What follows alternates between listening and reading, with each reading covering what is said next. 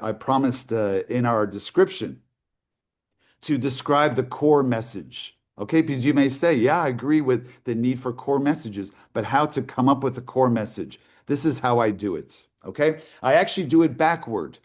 Think through right now. What exactly do I want to say? Do I want my target audience to learn about my company, about my products? Okay, and why? Okay. But more importantly, what do you want them to remember about your company and about your brand? So I do it backward. One day later, after, maybe later that night in the hotel after they've met you, or the next day, or a week later once they return home, they look at your card. Oh, yeah, that's the woman from that company, right? That's the company that does XYZ. And the product is so interesting for reasons A, B, C. If we think through, what's the one thing that we hope that they will remember about us and why?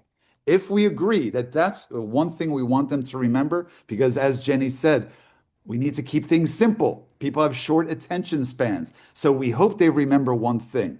If they're going to remember one thing, what should that one thing be? Okay. And then if we want them to remember XYZ, let's bring that to the forefront of our messaging. That's what we want them to remember. That should be the core message, and then build from there. Core message supported by our credible, believable evidence, woven into storytelling that brings it to life, that brings light upon our actual core message. That's how I do it.